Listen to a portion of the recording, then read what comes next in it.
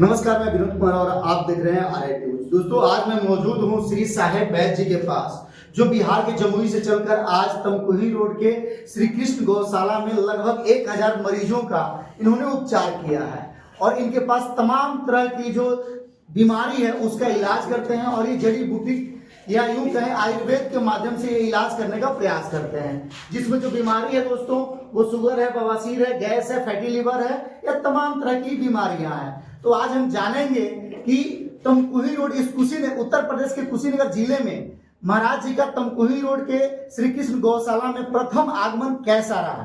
तो स्वागत है सर आपका। ये तमकुही रोड, चूंकि ये उत्तर प्रदेश का कुशीनगर जिले का क्षेत्र है और ये आप जिस जगह पे बैठे हैं ये और यहाँ के लोगों का इलाज जो आपने किया उस पर किस किस तरह की आपने इलाज दवा दिया। हमारे पास में तो जितने भी बीमारियां हैं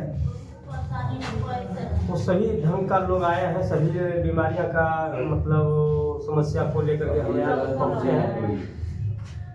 ये कुशीनगर ये जिला में है सर जी। कुशीनगर जिला से हमें साल भर से लोगों आने का वैसे प्रयास कर रहा था कि भाई जी हमें यहाँ बहुत दूर पड़ता है, दवा से अधिक मुझे खर्च पड़ता था। हमने वादा किया कि जहाँ पे हमारा अच्छा लोकेशन है उस जगह बैठे, बहुत अच्छा लोकेशन है उसकी बगल में तो ट्रेन की सुविधा है, साथ साथ में बहुत माहौल जगह है क्योंकि बहुत का सेवा होता है क्योंकि गौशाला कहा जाता है। उस जगह में हर महीना को हम 5 तारीख को आवेदन में बाकी ये बात हमारा जो शिष्य है जिनको कुछ जानकारी दिया गया है जड़ी बूटी द्वारा, वो 29 दिन यहाँ सेवा करेंगे और हमें बहुत अच्छा लगा। इस नगरी में आकर करके बहुत आनंद मिला और बड़ा शांति ढंग से सभी लोग को इलाज भी हुआ। चूंकि जमुई में आप देखते हैं और जमुई में बहुत भारी संख्या में लोगों का इलाज होता है, वहाँ हजारों की संख्या में लोग जब तक आप बैठते हैं तब तक डेली बेसिस पे लोग पहुँचते हैं। वहाँ पे आपके अधिकारी भी दिखाने आते हैं आपके पास। फिर आपने उत्तर प्रदेश में शुरुआत किया, तो आपका जो मुख्य एक होता है कि हर डॉक्टर का एक अपना मुख्य इलाज होता है, मुख्य मरीज होता है, या यूं कहें कि मुख्य बीमारी का कोई स्पेशल इलाज होता है। तो आपके पास किस तरह के मरीज सबसे ज्यादा आते हैं? हमारे यहाँ सबसे अधिक अभी गेठिया बात और बवासीर का है। बवासीर का अधिक आने के कारण है कि लोगों में खान पान का जो है सही ढंग से जो खाना पीना होना चाहिए वो नहीं कर पाते हैं।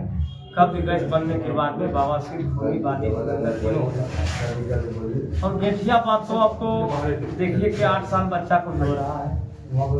सिर्फ हमें जो खाद्य पदार्थ जो हम लोग गेहूँ में और चना और धान में जो देते हैं वो असर हम लोग पर ऊपर पड़ रहा है। और दूसरा कि जब माँ बनती है, गर्भवती जब रहती है स्त्री, उसी समय से सुई दवा चालू हो जाता है, क्योंकि बहुत से बच्चे विकलांग भी हैं।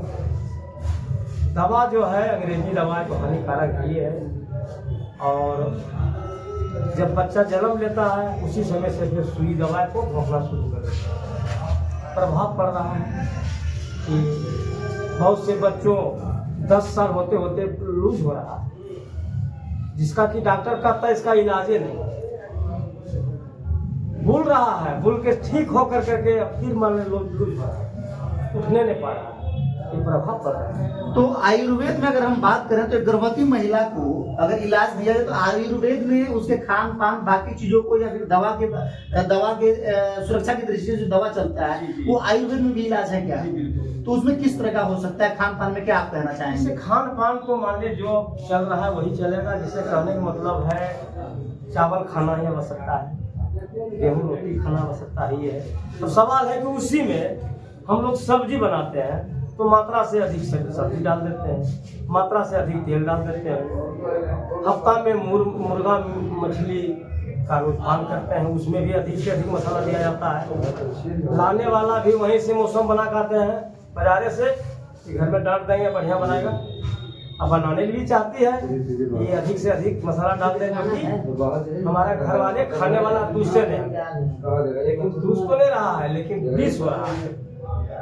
अधिक मसाला खा लिए, मीट मान ले जाए, चाप लिए अधिक, रोटी भी अधिक मार दिए, सवेरे बीड़ी पी रहा है, कूद रहा है, मैदान क्या हो रहा है उसको, पेट में गंदगी फैल रहा है, बीमारी हो रहा है। अब रही बात जो महिला मान लिया जाए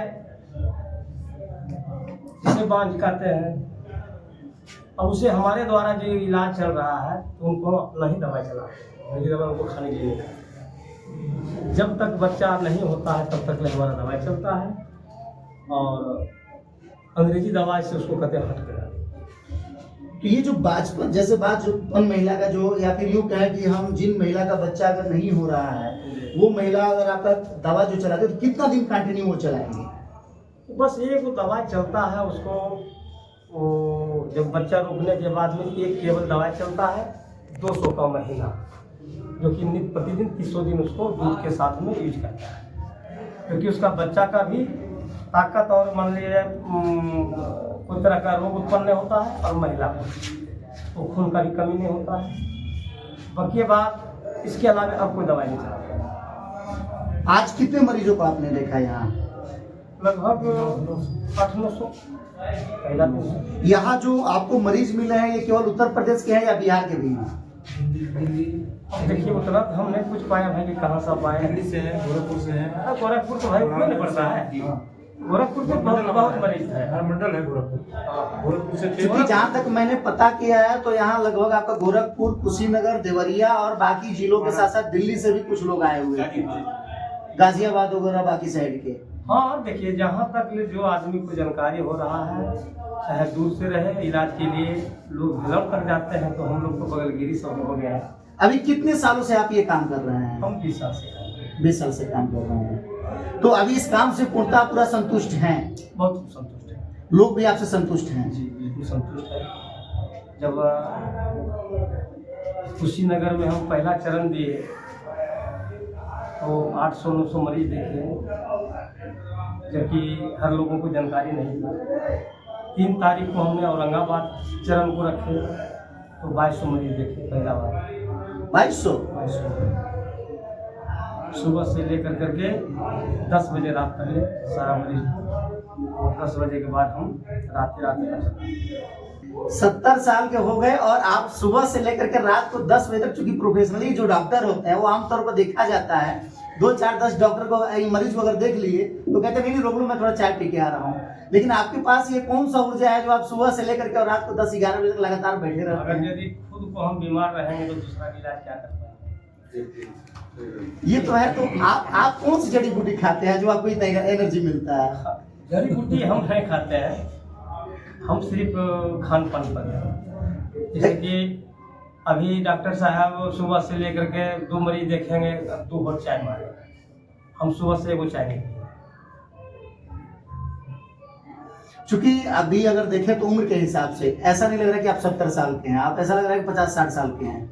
चेहरे पे स्मार्टनेस, चेहरे पे मतलब उम्र के हिसाब से बहुत कम झुर्रियां, ये आपकी एनर्जी को दर्शाता है और आपके प्रोफेशन को भी दिखाता है कि नहीं मैं मैच्योर हूँ और काफी वही सही होता है। जड़ी बूटी जब हम मिलाते हैं तो थोड़ा से उसको चख लेते हैं तो थोड़ा चख लेते हैं, वही सोच समझिए। तो दोस्तों आप सुन रहे थे श्री वैद्य साहब को, जो आयुर्वेद के माध्यम से लोगों का इलाज करते हैं। और आज के डेट में इस तमकुही राज विधानसभा के सेवरही नगर पंचायत के श्री कृष्ण गौशाला में कम से कम इन्होंने 900 से 1000 के आसपास मरीजों को देखा है और काफी लोग इनसे संतुष्ट भी हैं। चूंकि इनका एक ही जगह नहीं चलता है, पूरे बिहार में, लगभग बिहार के बाद ये उत्तर प्रदेश का पहला कैंप है। और बिहार अगर यूपी का कैंप अगर मिला दे तो 8 से 10 कैंप लगता है, 12 कैंप लगता है। तो इन 12 कैंपों के माध्यम से लगातार लोगों का सेवा करने का काम कर रहे हैं और लोगों को बिना किसी शुल्क का, अगर आमतौर पे जाते हैं अगर हम डॉक्टर के पास तो वहाँ 1500 पहले फी देनी पड़ती है, लेकिन आपका फीस क्या है? हमारे पास चूंकि इनका फीस 0 है और 0 फीस के आधार पे ये जांच करते हैं। जांच के माध्यम से ये आयुर्वेद की जो दवाएं होती हैं वो अपने हिसाब से देते हैं और उन दवाओं से काफी लोग संतुष्ट भी हैं। चूंकि इनके पास जो है नेपाल, बिहार, उत्तर प्रदेश, दिल्ली के साथ साथ अन्य राज्यों के भी इनके पास मरीज पहुंचते हैं। तो दोस्तों इनका इलाज कितना सफल होता है या फिर इनके इलाज से एक मरीज कितना संतुष्ट होता है वो आने वाले टाइम में भी पता चलेगा। तो दोस्तों आप अगर इलाज कराना चाहते हैं तो महाराज जी को संपर्क करें, और संपर्क करने के लिए आपको उत्तर प्रदेश का जो एड्रेस होगा, ये उत्तर प्रदेश में कुशीनगर जिले का तमकुहीराज विधानसभा के सेवरही नगर पंचायत में एक जगह है जिसका नाम श्री कृष्ण गौशाला है। आप यहाँ महीने के प्रत्येक 5 तारीख को आकर के निःशुल्क बिना किसी चार्ज का यानी कि बिना किसी फीस का आप अपना यहाँ इलाज करा सकते हैं। नमस्कार, धन्यवाद।